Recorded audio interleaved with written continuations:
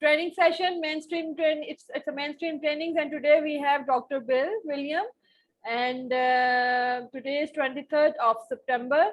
Make sure everyone you drop your question in our question form, which I am gonna share it now in a bit in a chat box. Don't leave any question in a chat box. We are not gonna take these questions, whichever it will be in the chat box. So you have to drop questions in a form for which is especially for Dr. Bill. I'm just gonna share it with you.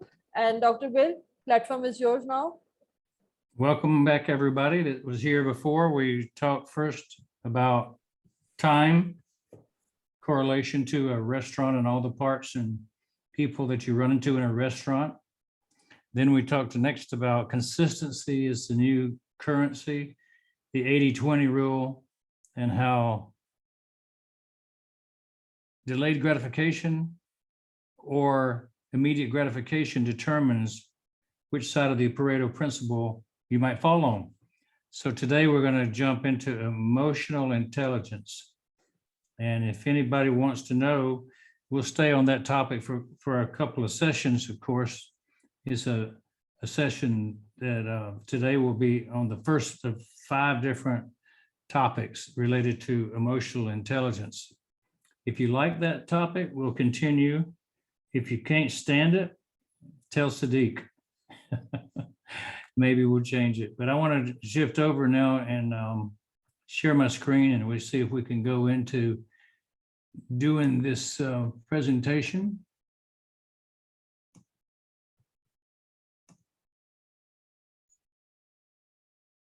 You guys all see that one, of course.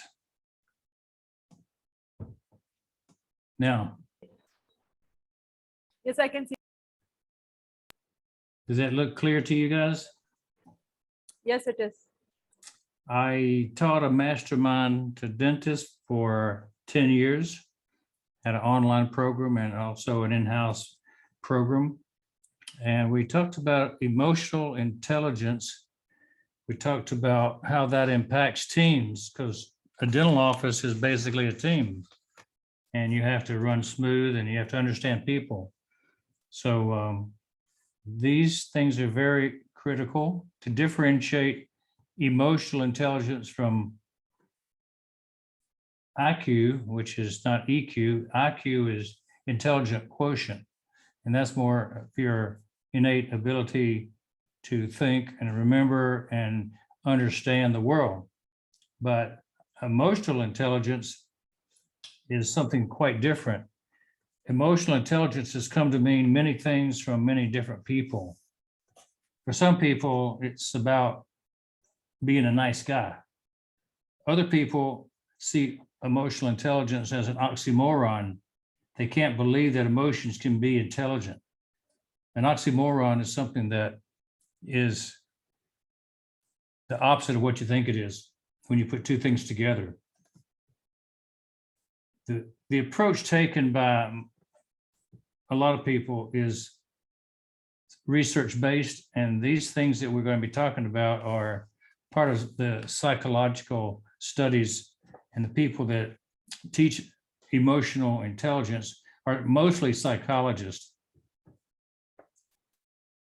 According to the experts, emotional intelligence is the ability to perceive emotions, to access and generate emotions so as to assist thought, to understand emotions and emotional knowledge, and to reflexively regulate emotions so as to promote emotional and intellectual growth. The breakdown in emotional intelligence falls into really 4 categories. First, it's identifying emotions, the ability to correctly identify how people are feeling. It's you understanding other people's feelings. Using emotions, the ability to create emotions and to integrate your feelings into what you think. So you use your emotions in a positive manner. Understanding emotions is the ability to understand the causes of emotions. You know, what brings people to be sad, angry, mad, happy. Managing emotion is the ability to figure out strategic ways to be effective, to use your emotions to help you achieve your goal rather than being used by your emotions. You've always seen people who got out of control and it didn't help them achieve their goal when they got out of control. So these are some of the important aspects of emotional intelligence that gives you some background in all this and why it's important. For years, educators and human resource professionals, corporate trainers and recruiters, managers would have known that there were things that set average performers apart from the stars.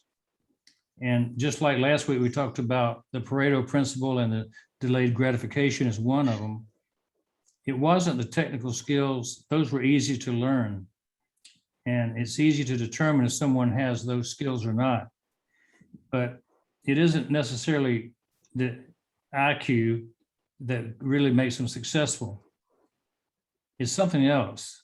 It's something that you knew it if you saw it, but you couldn't put your finger on it. It was hard to define. And what we come to call it is people skills. People skills, as we know what they mean, but how do we actually define them? Why are we so uncomfortable with this term? Well, it's because it's ambiguous and it means different things to different people. So it's kind of soft and mushy. After many years of talking to a lot of people about skills, those in the business of training and coaching, managing, kind of had a revelation when somebody came up with the concept of emotional intelligence. And it started to make sense. And since about 10 years ago, people have started to talk about people skills less and talk about more objective skills that you can measure, things that you can teach people, and you can actually train people in having better emotional intelligence. So today we're starting off with the first level of emotional intelligence, which is self-awareness. And if you look at the slide, you're looking at a pyramid of the base is self-awareness. And then finally you get to the place where you get a little bit more advanced and you start being able to manage yourself. And then go a little higher up on the pyramid, you see self-direction, where you can understand how you fit in the world and how the world looks and how other people's emotions might affect you and how you can direct other people. So it's a social awareness, not just a self-awareness. And finally, when you reach the peak, you actually understand people's emotional status so well that you don't let their problems become your problems. You can observe people in their state of emotional upset or happiness or whatever it is, and you're not affected by it in a way that disturbs you from reaching your goals. So empathy means you have total understanding. So as we go into the self-awareness portion, we want to talk about it in more detail and give you some tips and thoughts along the way of how to deal with it. First, we want to talk about what it is, the ability to accurately perceive your own emotions in the moment and understand what your tendencies are across different situations in your life. How many people feel like they can understand their emotions as they're happening? You know, that's a skill. It's not something that you were born with. To understand that you feel all these ways will depend on what your state of health is, what your state of mind is, what the stresses are on you, what kind of physiologic condition your body's in. You know, did you have enough sleep?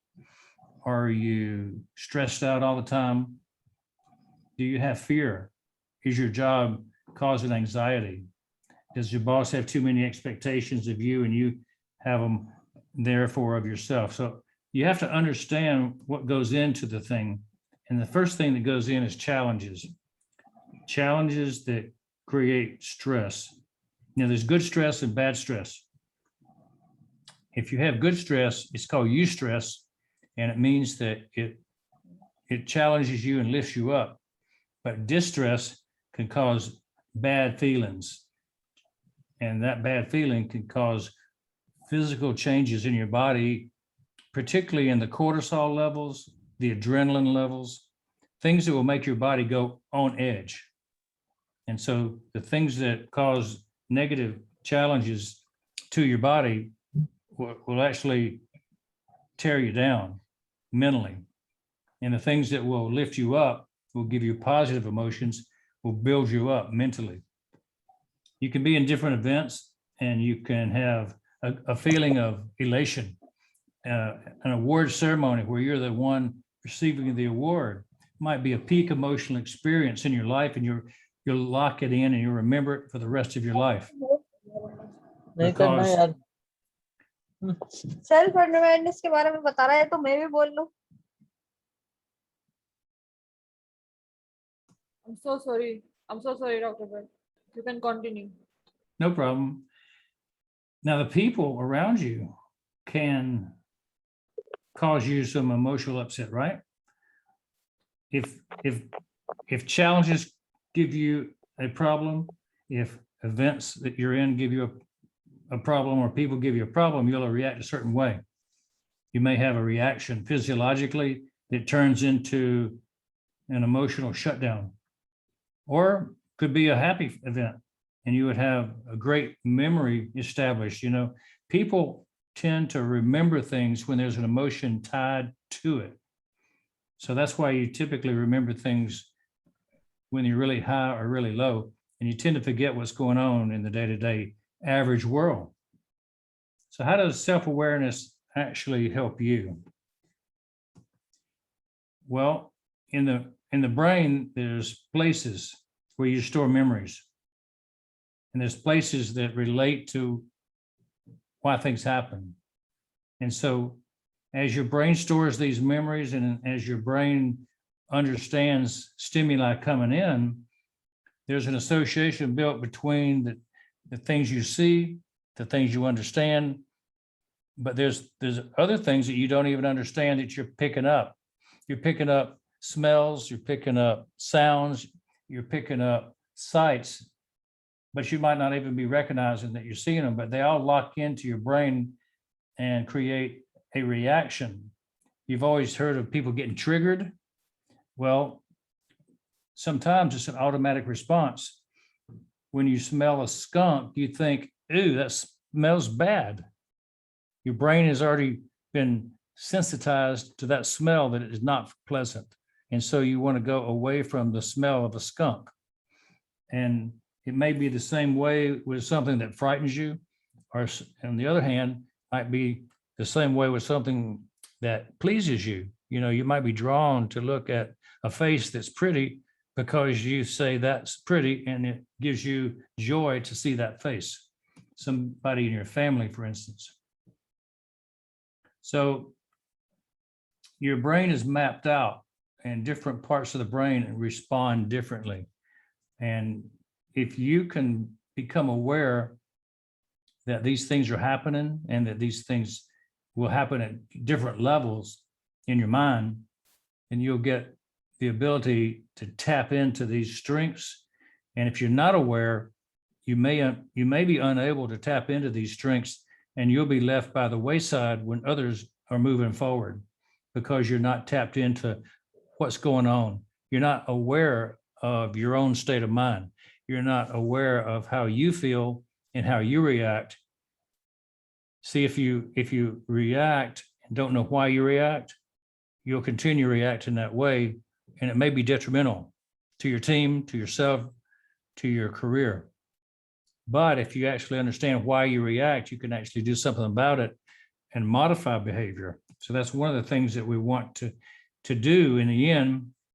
When we get to session 5, we will talk about behavior modification.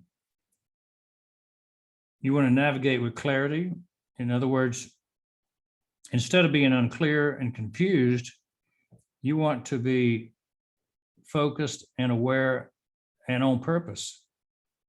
And so being self-aware is the first step. Being self-aware is to say, I am aware with GPS of my emotions. I know where they are in relationship to what's going on right now. And if I know that I'm happy and that something negative happens around me, I'm not going to change into being negative because I don't fall apart at the first thing that comes up, because I'm emotionally aware that that's just happening, but it's not happening to me. If you look at all the top performers out there, 83% of them score high in self-awareness. Can you think of somebody in your neighborhood, in your family, in your school classroom who didn't perform well? And did they seem to be aware of what was going on? Did they pay attention in class? Did they pay attention in schoolrooms to the professor? Or were they just kind of looking out the window, daydreaming? Were they not thinking about what was going on in the class? Well, if your awareness is so limited that you don't even know that you're not paying attention, you'll tend to not pay attention all your life. And half the things going on around you will just bypass you. You have an attention problem. Attention deficit disorder is a medical classification of somebody that can't focus and pay attention. They actually call it a problem that needs treatment. And so it's not something that's rare, it's pretty common. And so paying attention is just one form of self-awareness. So what do? You basically have to check in and ask yourself a question. Where am I? What's going on? What are they saying to me? Are they speaking to me where I need to listen and understand and then respond? Are they just talking in general and giving us facts? So when you're aware that people are going to be doing something that requires your behavior to respond, then you need to be twice as aware. Like if I'm watching a football game, a baseball game, a cricket game, soccer, I don't have to be very self-aware. All I'm doing is observing, and I'm taking in, but the people on the field don't care if I'm taking that in or not. They're not concerned with me. So in that sense, you don't have to be too self-aware. You just have to be entertained, right? But on the other hand, if you're in a business meeting and you're one-on-one with your client, you have to be watching, taking in cues from the client at all times. And you have to be taking cues in about how you feel about what the client's saying. You have to understand where you're coming from as you're listening to the client. So as we talk about self-awareness, you have to know how you're reacting to that client's questions. You have to know how you're moving through the conversation. Usually if it's a business conversation, you have a goal and a plan for the meeting. And if the meeting's not going well, what is your awareness of that? Do you know how you're responding to the client who's not following along? What if they're confused? That's really session 3. And session 2, when we talk about the other person's emotional awareness, your self-awareness has to be such that you know how you respond to them not responding to you. What am I experiencing right now is the first question you ask yourself. Anger, hate, love, exasperation, tiredness, boredom. Just think about them. If you're feeling these things, you just say, okay, that's what I'm experiencing. That's all awareness is to say, I know where I am right now. My GPS is telling me my brain is focused in this area and I'm experiencing these physiological, psychological symptoms of existence. So again, we talked about being triggered by events, things that you may or may not even know about. And so if you get into a situation and you suddenly get triggered, you got to look and see, wow, I got triggered. Why? What was it? Maybe the person said a word that you associated with somebody else that you don't like. Maybe you got triggered to have a frown on your face when you heard that word, and the client was looking at you and you frowned, but it wasn't related to what the client said about what they were thinking it was. It was about what you remembered from your past. Think about that. That is self-awareness. If you get triggered, you got to figure out, what was that caused this reaction to my body? They say that 80% of communication is nonverbal. And so you will react often with a facial expression when you're in a conversation with somebody without saying a word. People can tell if you're happy, sad, bored, interested, just by your body language, your facial expression, the way your eye arches, the way you take your forehead and wrinkle the forehead, or the way you lift your eyes, the way you turn your neck to the side. So these things are all responsible for physiologic reactions to what's going on in your head. Self-awareness helps you to understand you're the only one in control of yourself and no one else. So that's the thing I was talking about. Triggers can be in your mind and can bring things up, but you can learn to control those things once you know that they're there. And the next thing you want to ask is, how do people experience me? How do they see you as a person? If you can understand that, you're moving up the level of understanding self-awareness, and your emotional intelligence is going up. If you can understand how people experience you, do they see you as bright, funny, humble, dedicated, persistent? Do they see you in a certain light, trustworthy? Or do they look at you like they don't trust you? They think you might have ulterior motives. They might think you're not experienced.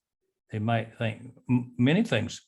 So if people experience you in certain ways, you want to be aware of that.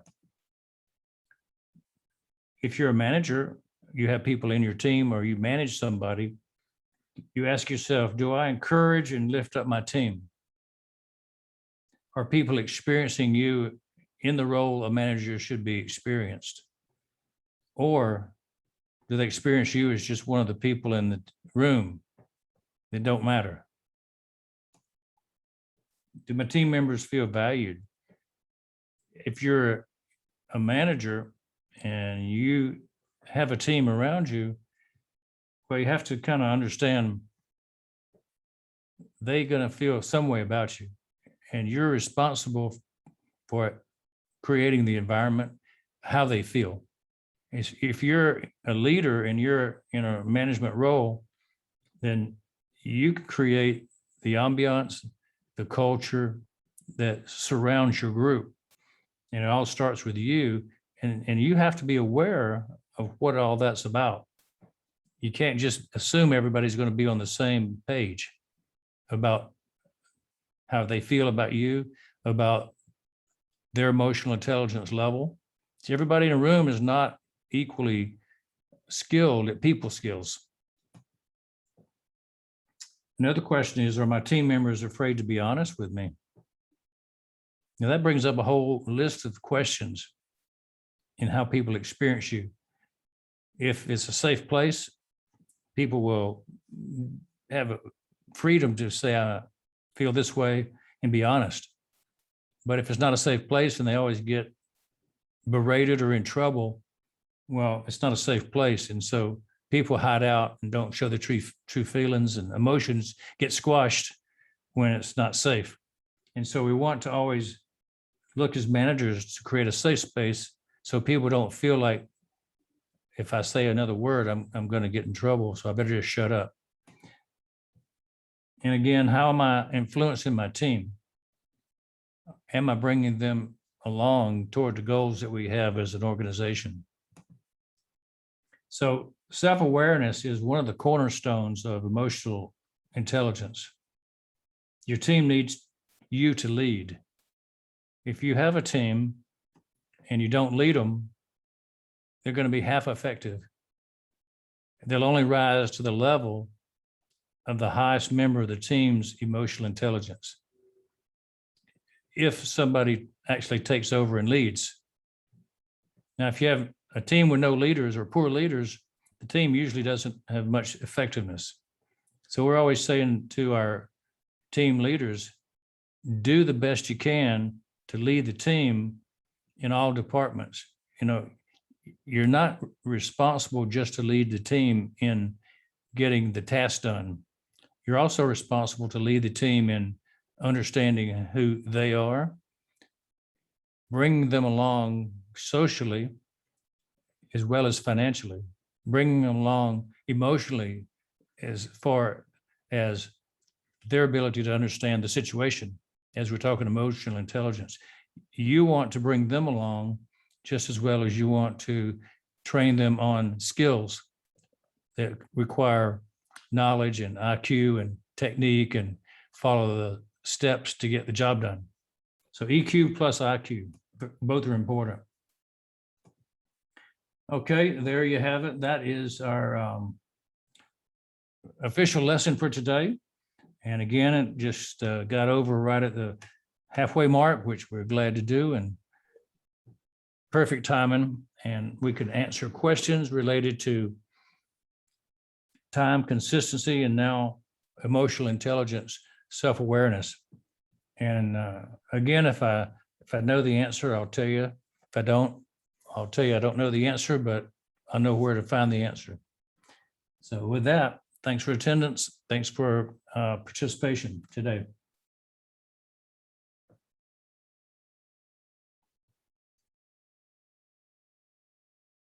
We'll get our questions put up now and people can submit those in. We'd be glad to talk for about half an hour. We have a few questions in your sheet. Can you please open it, or may I share screen?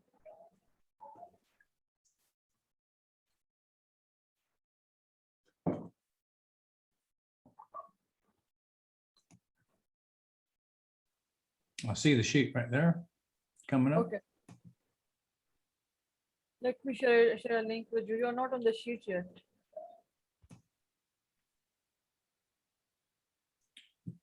Maybe that wasn't my list to open.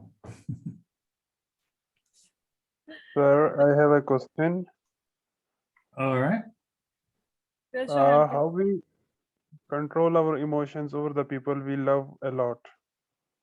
How we control them to the people we are attached so much when they say something bad to us? How we control our anger, our fear of losing them?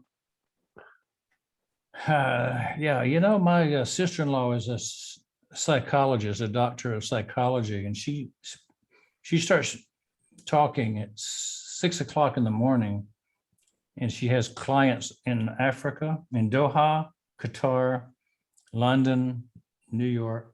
She talks for 5 hours, 6 hours straight with different clients. Half the people she talks to are dealing with that exact question. And so there's a lot of people out there with a lot of issues related to how their loved ones talk to each other and what damage it does when they don't talk nicely. You know, so the answer is it gives us a lot of mental stress, and we can't do our work quietly if they do bad with us.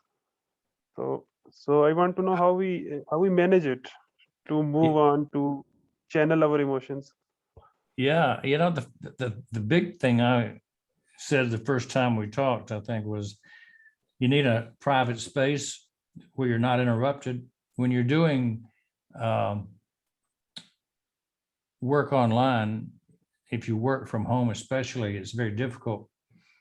And if you want that time to do your work, you really have to separate your home from your work in terms of the interactions with people.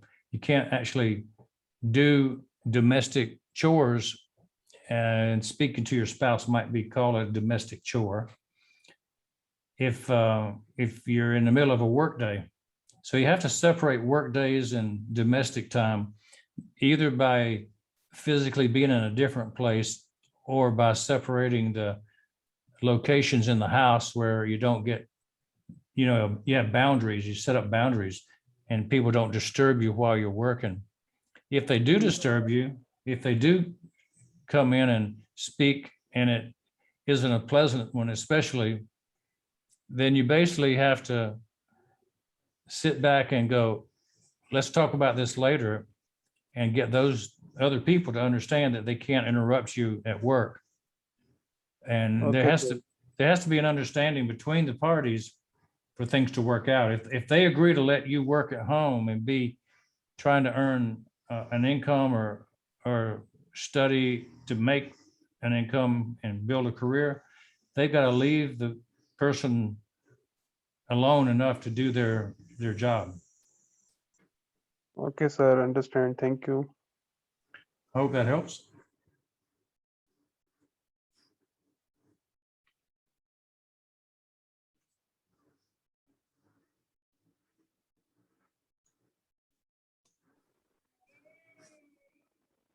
I see a list of questions here that's Sir, on I the have a sheet. question. Is that the one that you would like me to look at? Kindly raise your hand who wants to talk and we will allow you. Who has a question? Muhammad Salim. Okay, Muhammad Salim. Unmute yourself.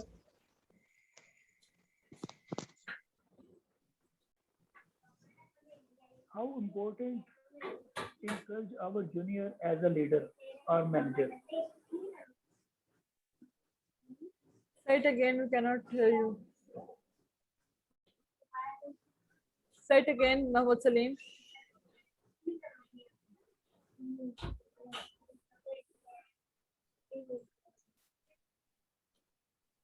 I think you should write a question in a question form, so we'll take it from the list.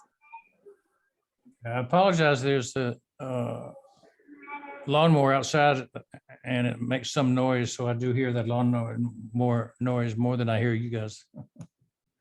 I can use the printed list and read some questions that have been written up here if you'd like.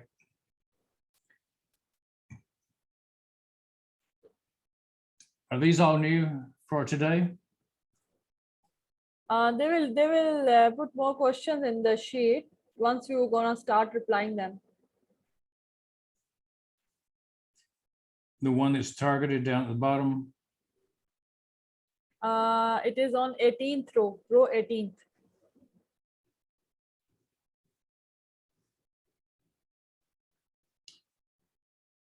How can we control negative emotions which distract us to focus on our targets? Well, that's the whole goal of emotional intelligence. And you basically go through a training where you learn all about what causes these negative emotions. And then you do exercises to get over them. And you don't let them become the focus. Your goal is more important than having an emotional overload. So you have to just learn specific techniques, which I can't get into because it's too much trouble to, go through the techniques in a single answer. But it's something that you have to learn. You have to understand the basis of why emotions happen, basically. And then you have to learn to eliminate those things that are input.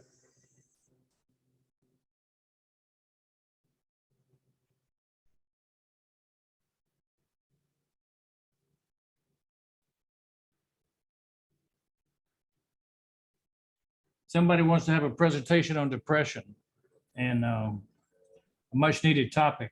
I think if I agreed to do that, I would just turn this microphone over to my sister, my daughter-in-law rather, and have her talk about it because that's her specialty, is dealing with people with depression. Let's see. How can we differentiate between emotional intelligence and emotional overwhelming? Well, emotional intelligence is, as we said, it's how you deal with the problems that come up, being aware of them, of your own problems, of other people's emotional states. And overwhelming is basically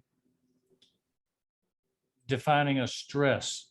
Emotional overwhelming means, to me, having so much high level stress on you that you emotionally can't handle the duties of life.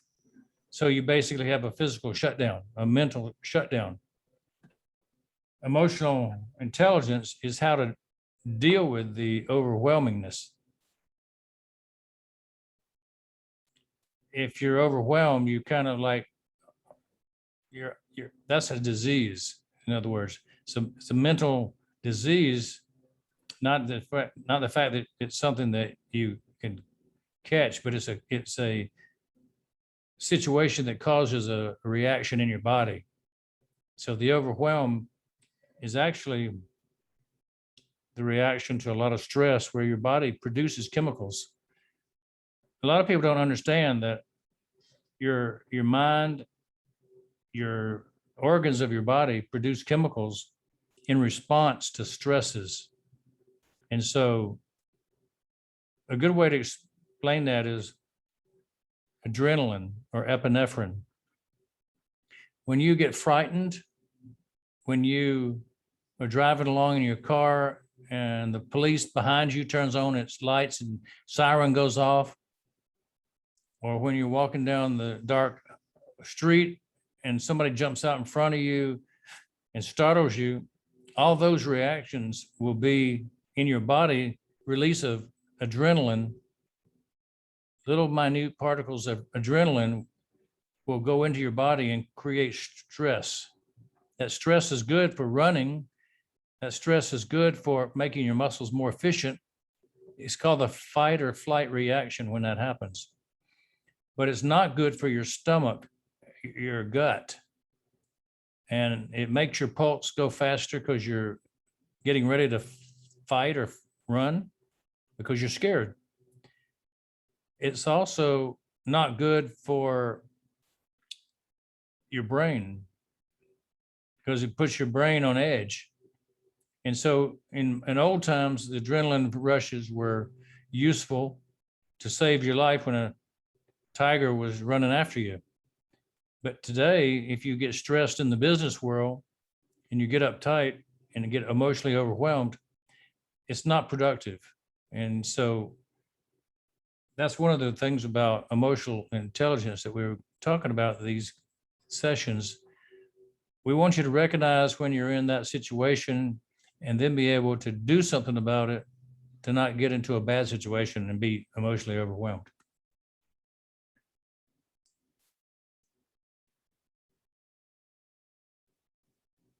How can I figure out my awareness? Do we have any exercises to figure out over a period like 6 months to a year? Yeah, you can do emotional intelligence training in just 5 or 6 weeks. If you read a book and do the exercises in the book, that will be useful. And we'll be talking about that exact thing in our course of we have together.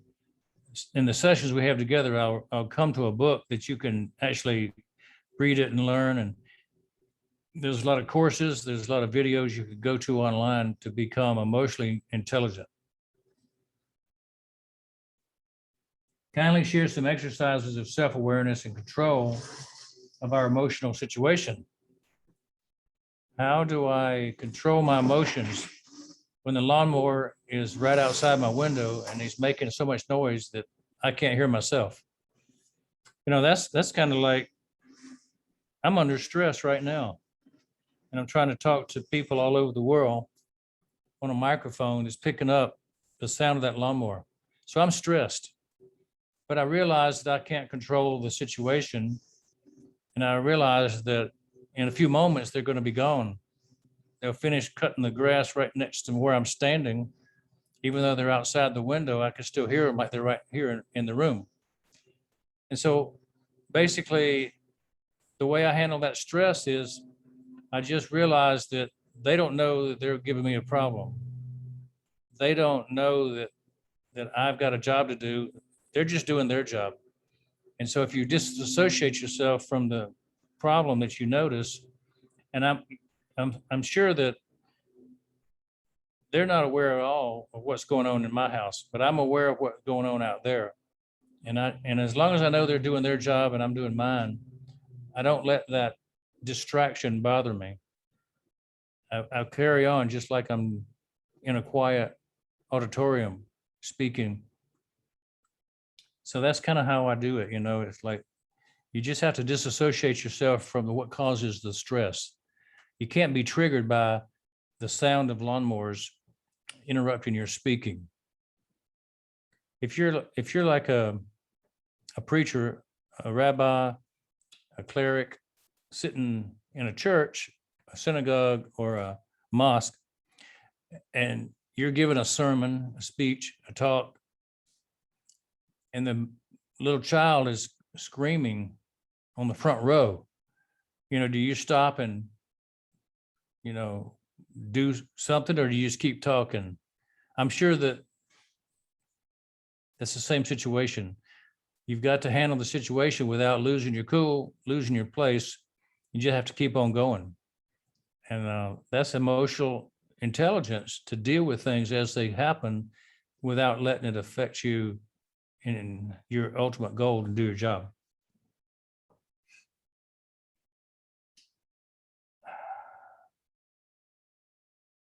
How can we use our emotional intelligence, is the next question, to face any sudden challenges life throws at us? Well, it's basically rise above the occasion. You use the emotional intelligence to take an assessment of where you are at the moment and realize what effect it's going to have on situation if you don't react appropriately. It may be that self-awareness, if you see a tidal wave coming in from the sea and you realize that it's 50 feet tall and you're down low at the shoreline, your emotional intelligence and self-awareness should say that I'm in danger, my life's in danger, and I should quit doing what I'm doing now and move to higher ground, because I've only got about 5 minutes before that wave comes ashore. So that's kind of one extreme example of self-awareness, being aware of how what you see should cause you some reaction. You would react positively to that stimuli. But if you were not aware of yourself and you were sitting in a place that was in danger and you just ignored it, then you would suffer a consequence if you didn't understand the stimuli that was fixed to hit you, whether it was something in danger or something positive.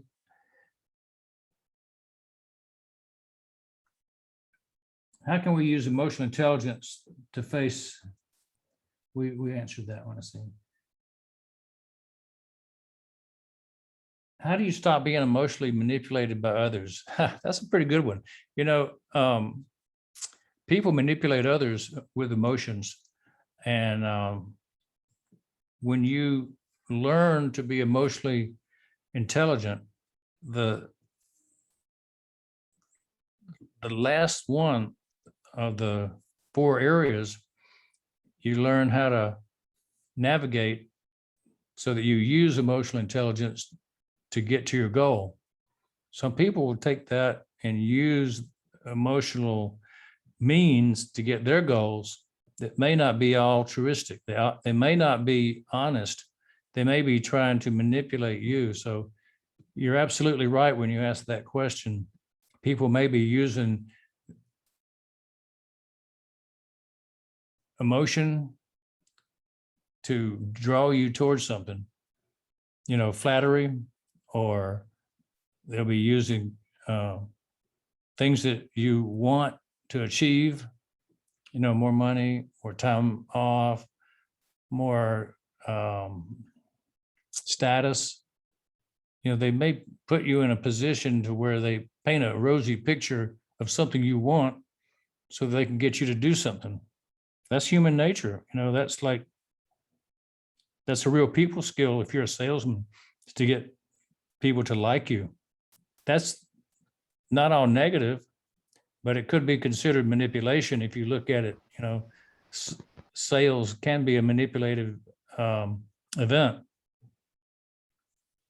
So there's a lot of books on salesmanship that talk about different things that are related to this topic about emotional, the use of emotion in the process. One thing that I was taught as a dentist in getting people to move forward with treatment that they needed was to get them to remember the pain. Say they come in and they say they had a toothache last week and they don't have it now. We always know that if there was a toothache, it's not going to go away. It's going to keep bothering them, but it may cycle in its pain. So we always try to get people to remember the pain if we think they should move forward with the treatment, because we see a problem.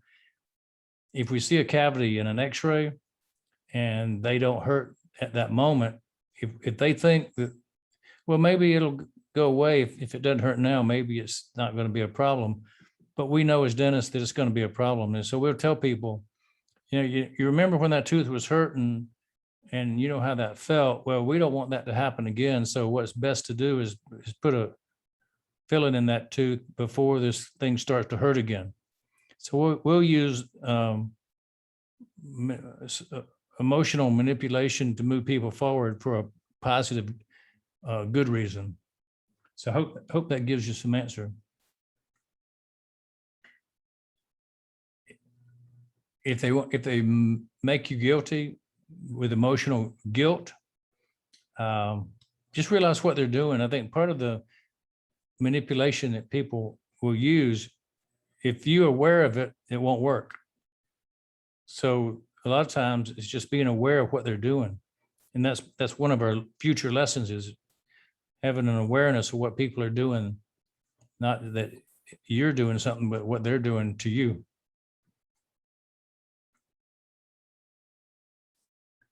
How do we make people aware that our emotions matter?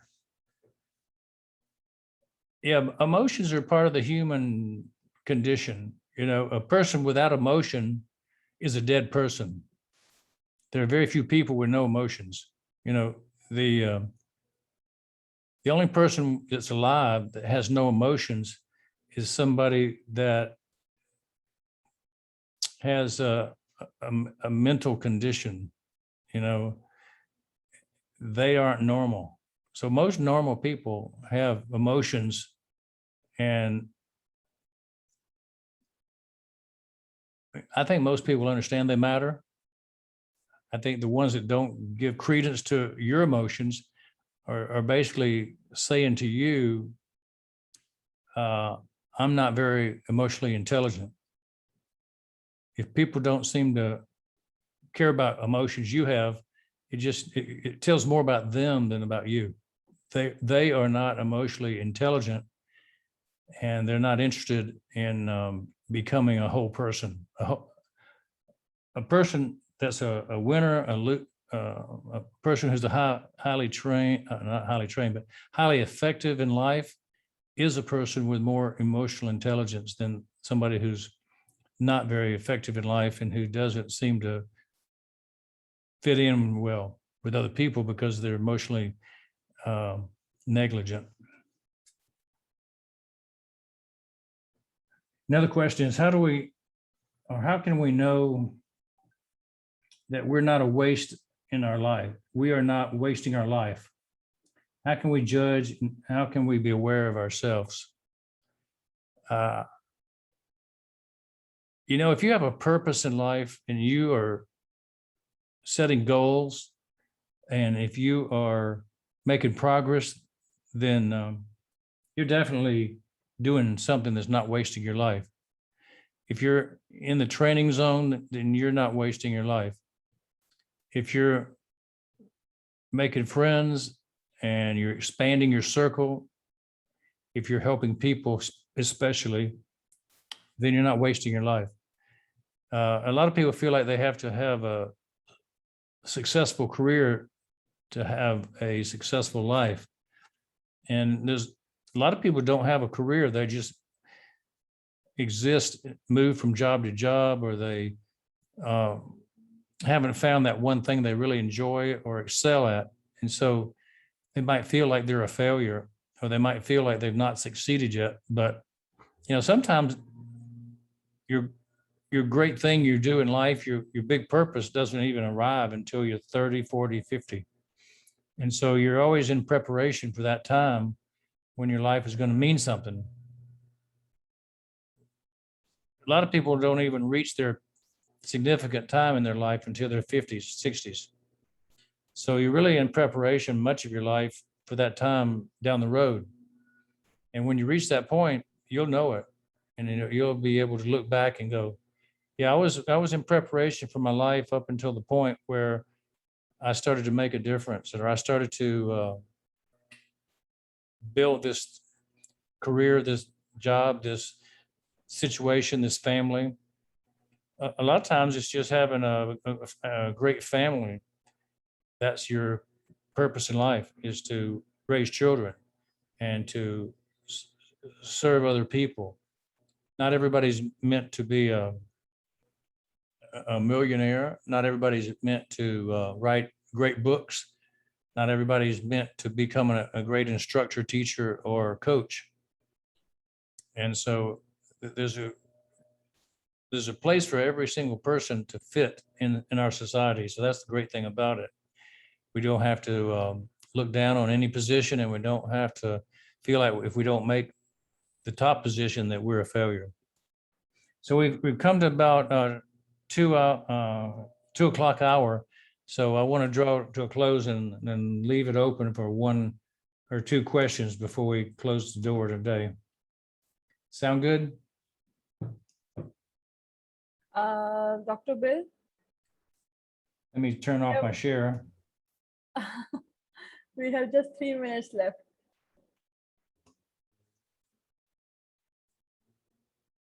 Hello? Yeah, I'm just trying to turn off my PowerPoint here. Yes, you have to.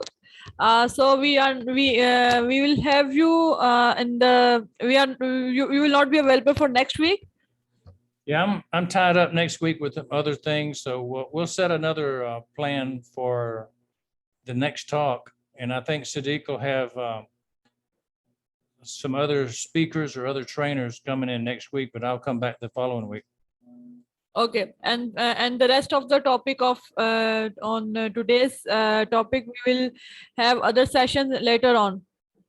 Yeah, we'll develop more on self-awareness and emotional intelligence. And we have, I think I have a total of 4 to 5 topics related to this. So I look forward to that, and we'll be getting together, and it's been fun. Thank you for that. And with the lawnmower coming closer and closer, I'll close it out.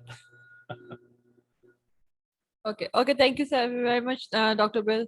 Thank you guys. Have a good night. Okay, good night. Everyone, I have left the assessments links in the chat box, and the time is for 20 minutes, and it will start from 11. I have just 1 minute, and we're gonna off. हम इस session को of करेंगे ठीक 11 बजे, और 11 बजे आपके assessment का टाइम स्टार्ट हो जाएगा. 2 लिंक्स आपके पास है, 20 मिनट का होगा. After 20 minutes, I will unlink the forms. So everyone, there are 79 people in a Zoom now, 78, 70, whatever number is. इन सब के लिए मैंने ये assessment यहाँ रख दी है. Please pick कर लें. And I'm just going to the other meeting. सबने उठा लिया? मैं newbies हूँ, तो क्या मुझे भी वो करनी है? अगर आपकी प्रिपरेशन है तो कीजिए, अगर अदरवाइज रहने दें. बाकी विल टॉक. हमने न्यूबीज को वैसे मीटिंग अटेंड करने के लिए बुलाया था, तो they can leave if they want to ना. डॉक्टर बिल नेक्स्ट वीक में अवेलेबल नहीं है. Hopefully we will have other speakers. अगर ना हुआ तो हम अपनी ट्रेनिंग स्टार्ट करें, अपनी कंटिन्यू रखेंगे. डॉक्टर बिल इसी टॉपिक पे दोबारा सेशन करेगा from next Monday, not this Monday. The coming Monday वो नहीं होगा, मंडे थर्सडे वो नहीं होगा. नेक्स्ट जो इसके बाद आएंगे उसमें he will be available. Okay, everyone, ma'am. अब आपको आबिद अली पैनलिस्ट बनाने का मुझे कोई फायदा नहीं है। I am living. सबने अपने मैं- लिंक्स उठा लिए? जी, कल की असेसमेंट के लिए भी लिंक दे दीजिएगा ना, जो कल का कल की होगा। असेसमेंट का अगर आप देखो तो एक अभी इसकी जो डॉक्टर बिल की है वो मैंने नहीं लिया, मैंने सिर्फ टाइम मैनेजमेंट पे लिया है, तो कल वो उसके ऊपर कर लेंगे। क्या कहते हैं समर, जी अगर इनको जो कल प्रोजेक्ट का बता रहे थे उनके कोई इशू है तो मैं अपना लिंक ग्रुप में भेज देती हूँ, ज्वाइन कर ले, मैं उनको सॉल्व कर देती हूँ अगर किसी का है इशू ना। ओके, 11:30 पे अगर किसी ने ज्वाइन करना है आफ्टर 30 मिनट्स फजाना, बिकॉज अभी इनका असेसमेंट टाइम स्टार्ट हो गया। नहीं सॉरी, मेरे पास अभी टाइम है, फिर मैं अपने बच्चे लेने जाना है। फजाना, इनका असेसमेंट टाइम स्टार्ट हो चुका हुआ ना, अभी हम नहीं कर सकते हैं। ओके, तो वो फिर मैं आपके अगर किसी का इशू हुआ तो आफ्टर 12:30। ओके ओके जी, अल्लाह हाफिज, thank you very much. Allah Hafiz, ma'am.